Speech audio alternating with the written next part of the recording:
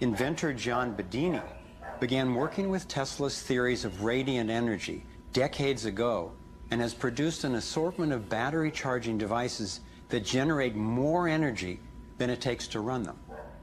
He announced that he was going to start offering them at low cost. Soon after that, he was attacked in his lab and warned not to produce the devices. For his own safety, he had to let go of marketing free energy. These are all devices from labs I personally visited.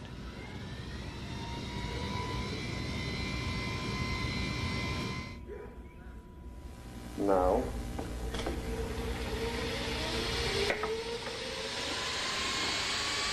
Now, the quality of this footage is obviously poor, and I'm not expecting this to convince you. My point is that being there with these inventors, accompanied by experts, and seeing these new energy devices in operation convinced me that the technology is real.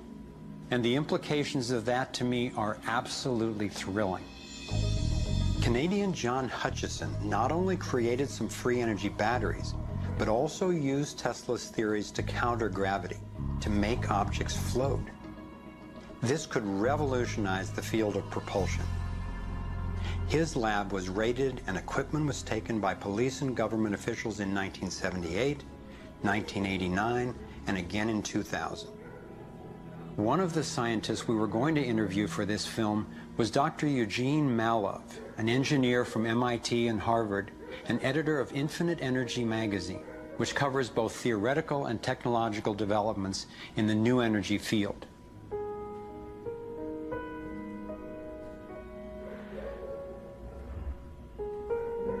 Dr. Malov was mysteriously beaten to death in 2004.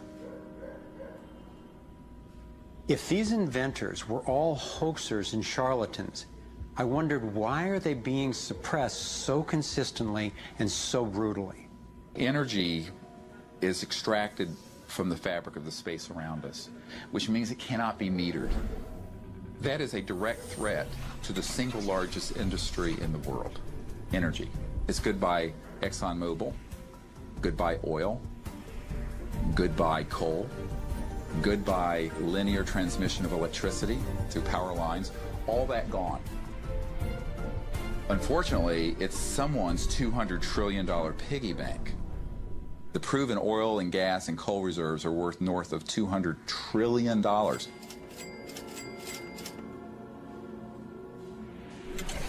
This information coming out would completely change geopolitical power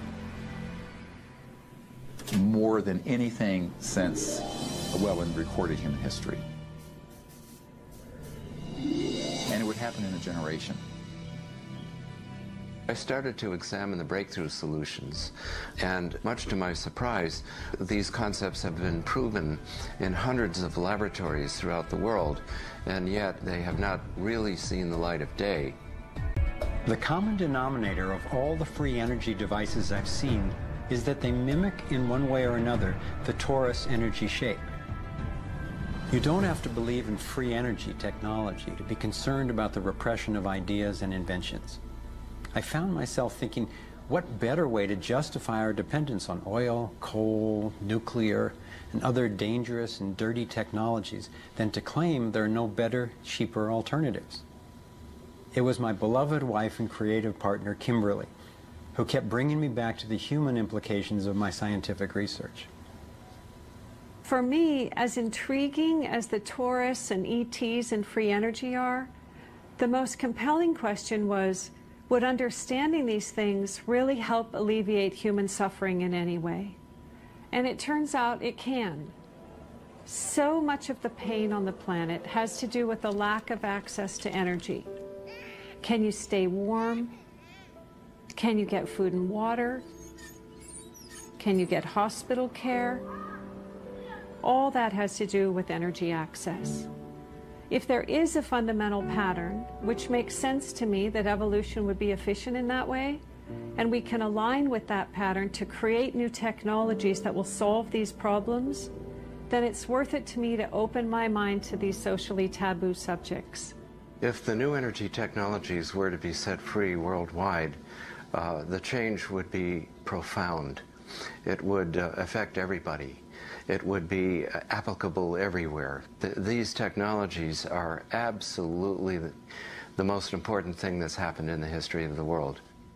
So given the stakes, I decided to ask who's benefiting from suppressing scientific research?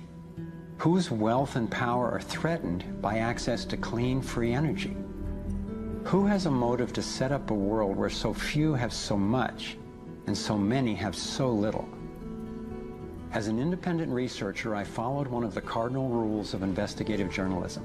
If a story doesn't make sense, follow the money.